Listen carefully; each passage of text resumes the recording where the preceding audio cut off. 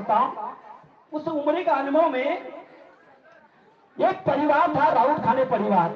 लड़के का नाम है गिरीश। उस गिरीश राउत खाने को मेरे ख्याल से 22-23 साल की उम्र थी। वो 23 साल की उम्र में लड़के को ऐसी बीमारी लगी थी। डामरे साहब हमारे मार्गदर्शक कार्यकर्ता जी, मैं सच्चा अनुभव रख रहा हूं आपके सामने। उस लड़के को ऐसी बीमारी थी, वो लड़का जब गर्भ था तो उसके माँ और बाप ऐसे रोते थे कि हमको देख करके ऐसा लगे कि भगवान ये क्या परिवार है। उस परिवार में हमने एक दो बार गया, हमने बोले भैया इसको बीमारी क्या है, बीमारी का कोई पता लगा। वो डॉक्टर के पास कहां ले गए, नागपुर ले गए, गोंदिया ले गए, बालाघाट, सब जगह ले गए, लेकिन लड़के की बीमारी नहीं मालूम होती। लड़के की बीमारी क्या है ये मालूम नहीं। जब उल्टी करता था तो खून जाते था, जब खून जाता था उसकी माँ रोती थी, भाई सिल्किन भाई, अब माँ का दर्द, बेटे का दर्द अब माँ को क्या होता है, ये तो आप ही जानते हुए बोल रही थी भाई लोग। ये माँ बहुत ममता बड़ी होती है, जैसे हमारी वाराणसी माँ है ना ममता बड़ी, कैसा प्रेम करती है, हमारे बाबा को भी कैसा प्रेम की है। हमारे बाबा कौन है, भगवान कौन है, वो ऐसी माँ ऐसी रोती थी, उसकी बहन ऐसी रोती थी, उसके पिताजी ऐसे रोते थे, हम देख के नहीं होता था। पूरा जमा हो जाता था कि मेरा बेटा कैसा बचे, मेरा बेटा कैसा बचे, ऐसा त्रस्त था लड़का। और परिवार में 2 भाई 1 बहन, पिताजी माँ, धंधा उनका छोटी सी दुकान और कपड़े का व्यवसाय। एक दिन की ऐसी किस्सा आई, हमने उनको बोला कि भैया जामरे साहब, मैं उनको कि भैया तुम मार्ग में जुड़ गया। बोले नहीं, बोले हम मार्ग में नहीं जुड़ते, बच्चा सुधर जाएगा। कोई बात नहीं। एक दिन ऐसी किस्सा आई, वो बच्चा उल्टी कर रहा था, माँ रो रही थी, भाई रो रहा था, बाप रो रहा था। हमने कहे अभी भी तुम्हारा समय है। उसका भाई क्या कहता है, भैया मैं आसाराम बाबू से जुड़ा हूं, उसका माला है मेरे पास, आसाराम बाबू का माला है। तो मैंने कहा भैया अच्छी बात है यार, उसका भी कर ले तो उपचार सुधर जाएगा, तो हमको भी खुशी हो जाएगी। हमने कर लिया भैया, हम चले गए। बोलता है बिल्कुल सुधर जाएगा। मैंने कहा ठीक है अच्छी बात है। हम चले गए भैया, पढ़ने गए।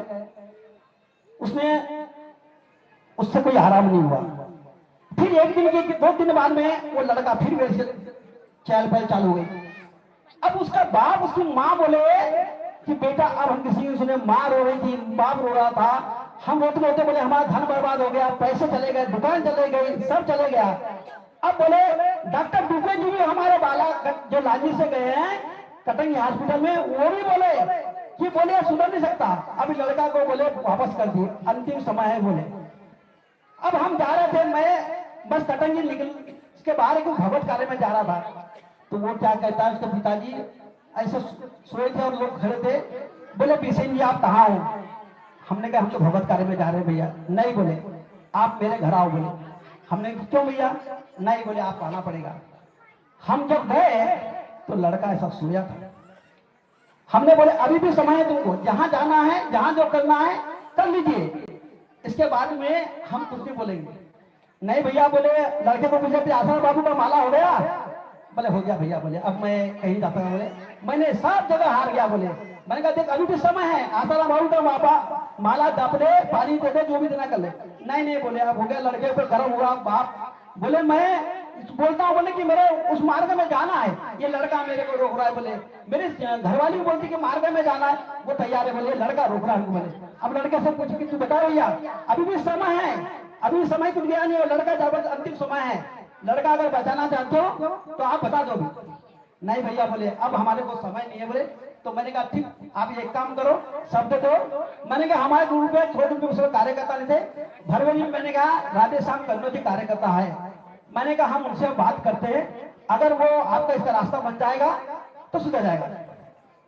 बोले मैं भैया मैं जैसा भी करो। बोले मरता क्या नहीं करता। उसने शब्द दिया, शब्द देने के बाद मैंने फोन किया, कार्यकर्ता जी हमारे बाबूजी उस समय कार्य देना बंद कर दिए थे, तो मैंने कहा कार्यकर्ता जी इसको ये मार्ग के अनुयायी बनना चाहते हैं, आप इसके लिए रास्ता बताओ, मार्गदर्शन करो।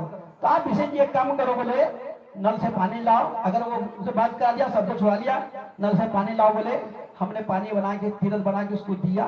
तीरथ बनाने के बाद में ऐसी भगवान की कृपा हुई, ऐसी उल्टी हुई, उसकी जट थी, जट जट कहते हैं ना, जट देखो आपने क्या जट कैसी होती है, कार्यकर्ता की जट कैसी होती है, या ऐसी पतली पतली जट, जब वो उल्टी करने लगा और जट निकलने लगी, ऐसी ऐसी जट घूमने लगी।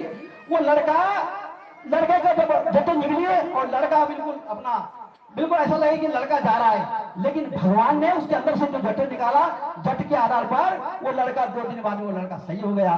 जो डॉक्टर के पास लेकर, डॉक्टर क्या कहता है, ऐसी कौन सी कृपा कहता है डॉक्टर दुबे जी जो सिविल सर्जन डॉक्टर है, वो डॉक्टर जी कहता है ऐसी कौन सी कृपा कहता है, इस मार्ग की कहता है बच्चा बच गया, कहता है बच्चा बचने का नहीं था। मैंने कहा कि हमारे पास छोटा सा पंथ है, छोटा सा पंथ है, लेकिन इस पंथ में भगवान की ऐसी कृपा, ऐसा करंट है, पल भर में कुछ हो सकता है। मैंने कहा हमारे पास सांप काटने वाला है, एड्स की बीमारी वाला, मैंने कहा अच्छे से अच्छी बीमारी वाला यहाँ सुधरता। मैंने कहा और मैंने कहा ये रास्ता ऐसा है